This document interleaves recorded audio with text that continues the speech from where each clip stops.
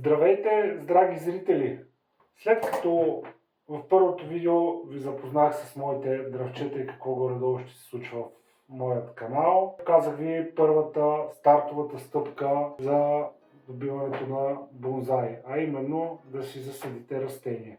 И след това започва дългия път по отглеждането и тренировката, докато се превърне в бонзай. Сега в днешното видео реших да направя с обяснение как може да си размножаваме красулите.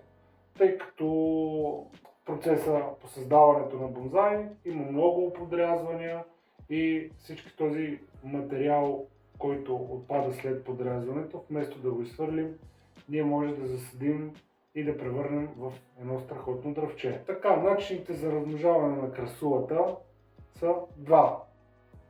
Първият начин е от някое листенце, отчупиме.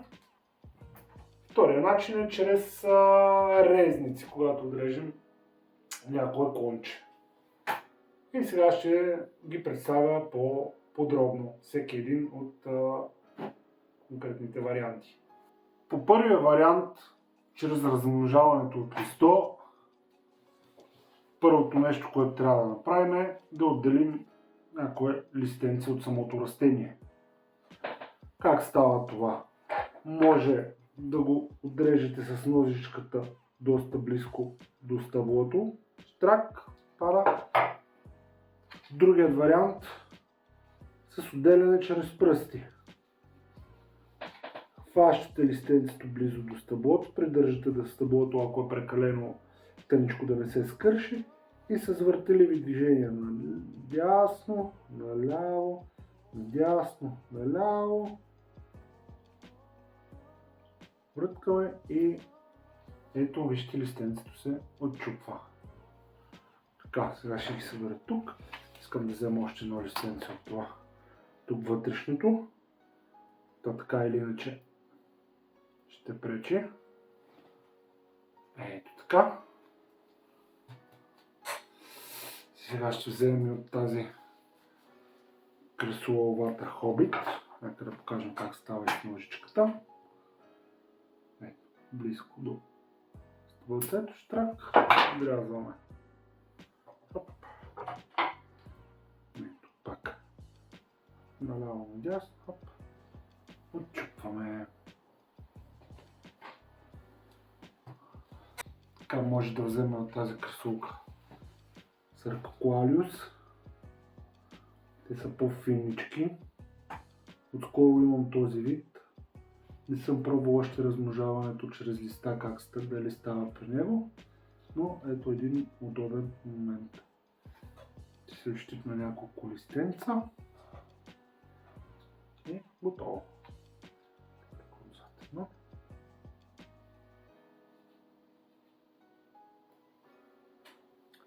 И така.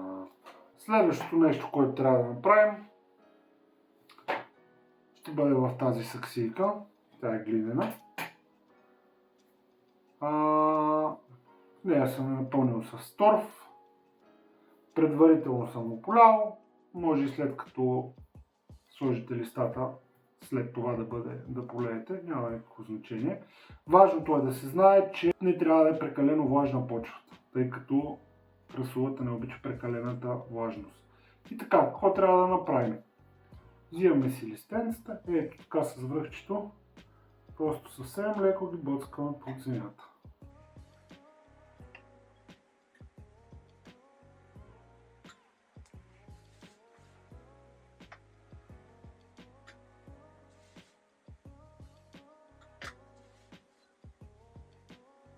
И сега остава да чакаме. Листенците ще пуснат корени и ще избият нови листа, което е началото на новото растение. Вторият начин, за който ви казах, това е чрез резници. Резниците може да са доста дебели, ако имаме подрязване на такива.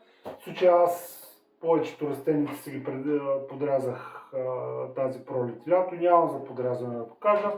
Затова ще взема от тази саксийка. Тук също съм бил на боцкал доста резници, мисля, че миналата есен. И просто ще отрежа един от тях. Те са доста по-големи вече.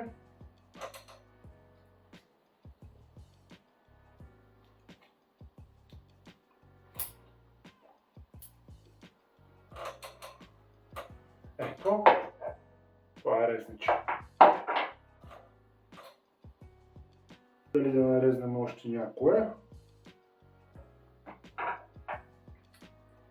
за да може да покажем по-добре. Ето, това са две резничета, които ще засадим. Така ще пробваме от кръстулката Циркоклалиуса.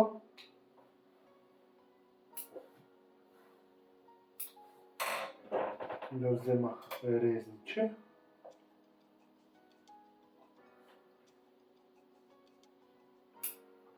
Ето.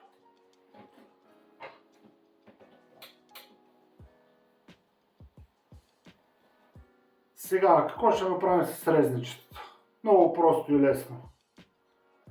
Долните листенца, понеже резничето ще трябва да забивам в земята, тези листенца няма да са нужни, махаме долните листенца, които също може да използваме. И готово. Виждате при едно подрязване на ваше дръвче колко много материал остава, който може да преобразувате в нови дръвчета. Така изглежда подготвеното резниче. Ще подготвя и другото. Така листата няма да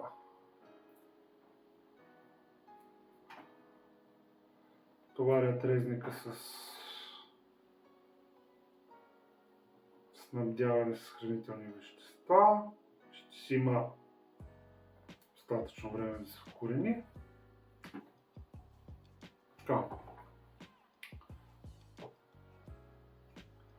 Така, с другия вид кръсулата Циркоклалиуса.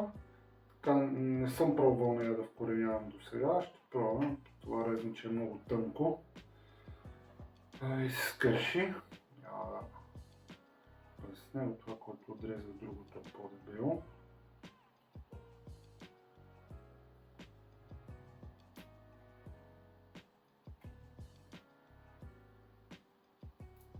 Ето, отчупваме от листенцата. И сега какво пробваме? Няма нищо сложно. Просто може да си направим с нещо на малко дупчица. Просто забождаме нашето резниче. И леко претъпкваме отстрани. Хоп с едното. Хоп с другото. Хоп.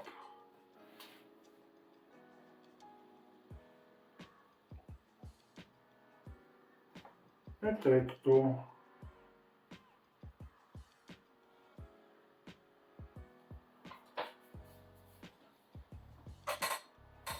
Така е тук това връхчето, което остана. Ще боцна и него за всеки случай. Връхчето от другото резниче, което се скърши.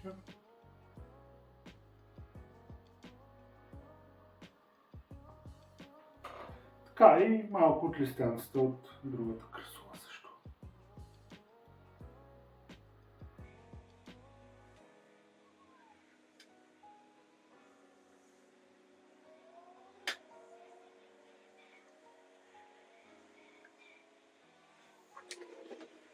Сега остава да чакаме да пуснат коренчета и да поникнат новите растения. Когато почвата засъхне напълно, тогава може да я напръскате лекичко или с пулверизатор, или лека поливка. Както казахме, кръсулите не са, така да кажем, фенове на многото вода. Ще остана да следим процеса, който ще покажа там във видеото. И така.